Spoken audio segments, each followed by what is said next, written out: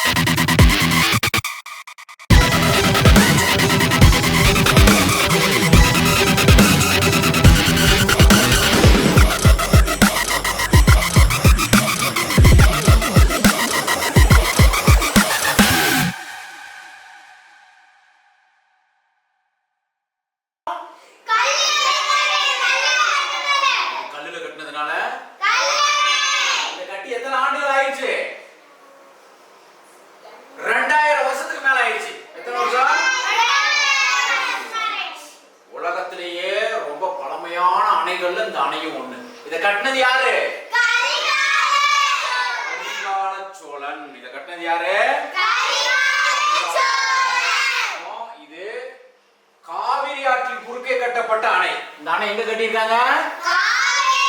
காவிரி ஆற்றின் குறுக்கே கட்டப்பட்ட மிக பெரிய அணை. இது எங்க இருக்குன்னா தஞ்சாவூர் மாவட்டத்தில் இருக்கு. எங்க? தஞ்சாவூர் மாவட்டத்தில் கட்டப்பட்ட அணை. ஏறக்குறைய 2000 வருஷத்துக்கு முன்னாடி கரிகால சோழன் இந்த அணையை வந்து என்ன பண்ணியிருக்கிறாரு? அப்போ காவிரி நீரினுடைய தண்ணியை பயன்படுத்தி விவசாயம் பண்றதுக்கு அப்போ தஞ்சாவூர்ல, திருச்சியில, புதுக்கோட்டையில, நாமக்கல்ல இந்த மாதிரி மாவட்டங்கள் எல்லாமே இந்த நீர்ப்பாசனத்தின் மூலமா பார்த்தாலே தெரியும். அப்படியே கால்வாய்கள் வந்து தனித்தனியா பிரிக்கப்பட்டு தண்ணியால என்ன பண்ணுது? கால்வாய் வழியா வயல்களுக்கு போகக்கூடிய வகையில் கல்லணையை கட்டியிருக்கிறாரு 2000 வருஷத்துக்கு முன்னாடி கரிகால. அப்ப இந்த கல்லணையை வந்து பாத்தீங்கன்னா கல்லு, சிமெண்ட் வச்சு கட்டியிருப்பாங்க. எதை வச்சு கட்டியிருப்பாங்க?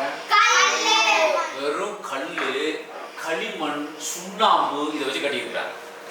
எப்படி? களிமண், சுண்ணாம்பு, கல்லு இதை மட்டும் வச்சு கட்டி. அப்ப முதல்ல வந்து அடியில வெறும் மணலா இருந்திருக்கும். அந்த மணல் மேல பெரிய பெரிய பாறைகளை கொண்டு வந்து போட்டு அந்த பாறைகள் மேல மற்றொரு பாறைகளை அடுக்கி அந்த பாறைகள் நகராத மாதிரி செஞ்சு இன்னைக்கும் 2000 வருஷமா இது வந்து இன்னும் அப்படியே சிறப்பான முறையில் இயங்குதுன்னா அதுக்கு காரணம் என்ன? கரிகால சோழனுடைய அறிவியல் தொழில்நுட்பம். அந்த காலத்துல அவன் என்ன பண்ணியிருக்கிறான்? அவ்வளவு மூளையோட அதை கட்டியிருக்கிறான். இப்ப நம்ம கட்டணும்னா என்ன ஆயிடுது? கட்டிட்டு இருக்கும் போதே உடனே. அப்ப கல்லணை கட்டின கரிகால நம்ம என்ன பண்ணணும்? பாராட்டணும். என்ன பண்ணணும்? கட்டினதுனாலதான் இன்னைக்கு நம்மளாம் சோறு சாப்பிடுறோம். ஏன்? நெல் விளையுது. நெல் விளையிறதுக்கு தண்ணி வேணும். காவிரியில தண்ணி வேணும். தண்ணி வேணும்னா இந்த அணை கட்டி தண்ணியை தேக்கி வச்சு நமக்கு தேவையான நேரத்தில் நீர்ப்பாசனத்துக்கு பயன்படுத்தினாங்க. அதனால இந்த கரிகால சோழன் வரலாற்றில் ஒரு மாபெரும் மனிதனாக நமது தமிழக வரலாற்றில் போற்றப்படுகிறான். ஓகேவா?